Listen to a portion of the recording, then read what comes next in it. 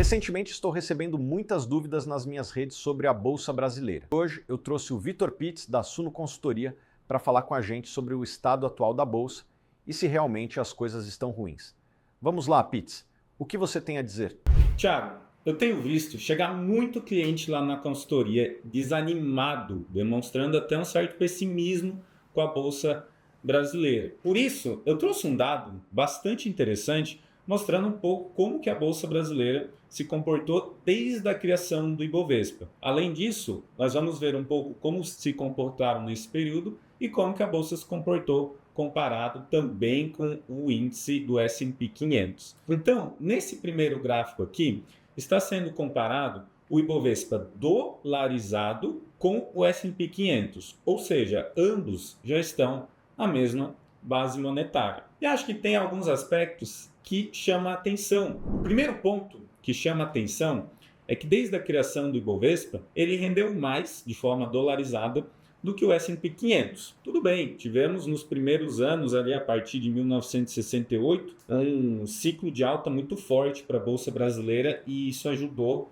muito esse gráfico do Ibovespa. O segundo ponto, que é bem interessante, é justamente a volatilidade. Então, quando a gente compara a volatilidade do Ibovespa em relação ao S&P 500, o Ibovespa ele tem maiores oscilações, como pode ser percebido através das linhas tracejadas, enquanto o S&P 500 ele tem uma volatilidade muito menor, demonstrando até uma certa consistência, certo? Então, o terceiro ponto é que em ambos os mercados houveram ciclos. Então, quando a gente olha aqui de 1968, por exemplo, até 1980, ou seja, numa janela de 12 anos aproximadamente, enquanto o Ibovespa rendeu muito, o S&P 500 andou de lado. Em contrapartida, em anos subsequentes, o S&P 500 teve uma oscilação mais positiva, enquanto o Ibovespa teve fortes oscilações, mas talvez o mais surpreendente é que quando a gente olha de 2000 até 2012, quem investiu na Bolsa norte-americana simplesmente viu seu patrimônio andar de lado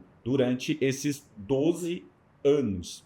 Para quem lembra, em 2000 estava acontecendo a bolha das dot-com, a bolha da tecnologia nos Estados Unidos. Então, foi um período de muita euforia, onde todo mundo estava comprando muito e quem não comprava tinha o viés que a gente chamava de FOMO, que é o Fear of Missing Out. Então, muita gente alocou e entrou na Bolsa norte-americana no pior momento, talvez num dos piores momentos da história para estar investindo lá. E, enquanto isso, a Bolsa brasileira multiplicou por algumas vezes, lembrando que esse gráfico está em escala logarítmica, então ele multiplicou mais de 5 vezes, de forma até dolarizada, entre 2000 até 2009. E aí a gente entra no último ciclo, que está perdurando até os dias de hoje, em que a Bolsa Brasileira desvaloriza ou praticamente anda de lado, enquanto a Bolsa norte-americana teve uma valorização muito forte. Então, o que eu mais tenho visto lá na consultoria são clientes completamente desanimados e até argumentando de que a Bolsa Brasileira não serve mais para nada, Quando aqui esse dado ele vai de frente a esse tipo de argumentação.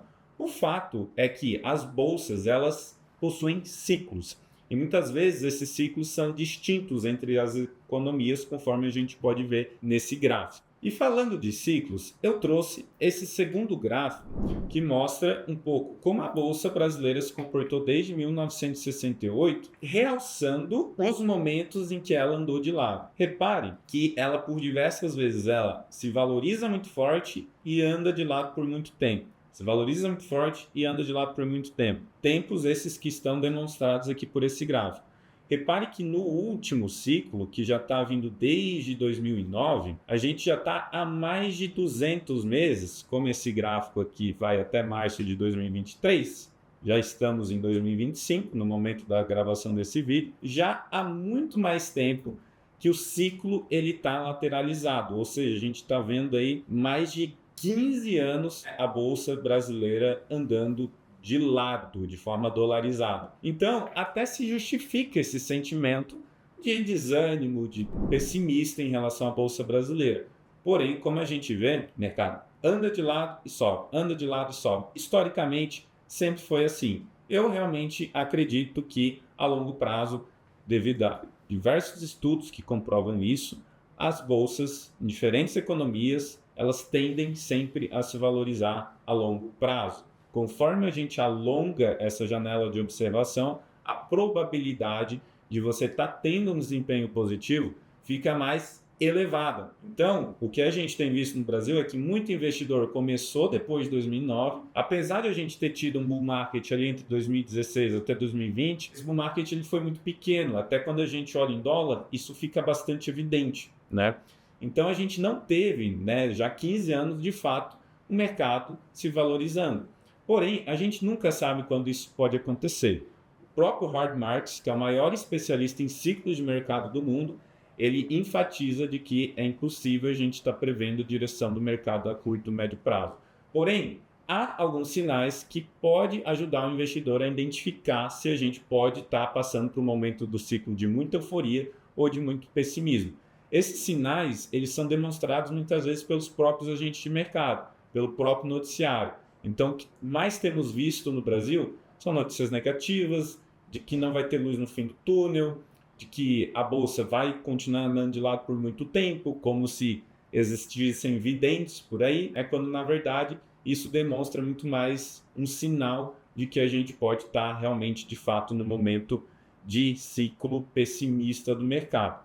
E como a gente sabe, historicamente esses ciclos de pessimismo, eles acontecem, eles antecedem momentos, né, de fortes valorizações da bolsa.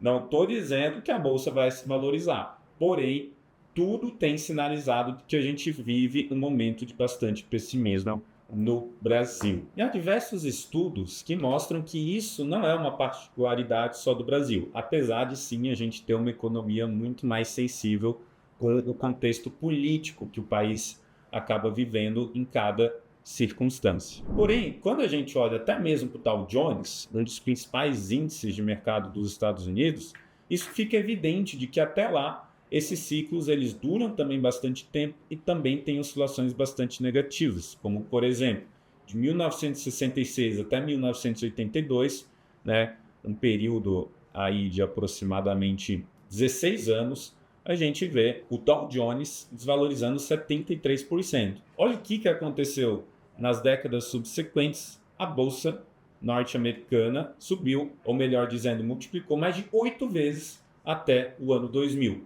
Quando eu comentei que houve, de fato, a bolha da tecnologia. Então, tudo isso reforça de que o investidor que investe para renda variável tem que estar ciente de que ele pode passar por ciclos econômicos, por períodos que pode ver muitas vezes seus investimentos andarem de lado por bastante tempo. Então, eu acho que esse é o preço que se paga para você potencializar a rentabilidade a longo prazo. Se você sente essa insegurança ou se sente desconfortável com as oscilações dos seus investimentos, a consultoria pode proporcionar para você um ambiente em que você terá um profissional ao seu lado que vai estar trazendo toda essa perspectiva e também esse alinhamento e essa segurança para você seguir com os seus investimentos e atingir os seus objetivos. Então, se você tiver interesse na consultoria, a gente vai estar deixando o link aqui abaixo. É isso, pessoal. Até a próxima.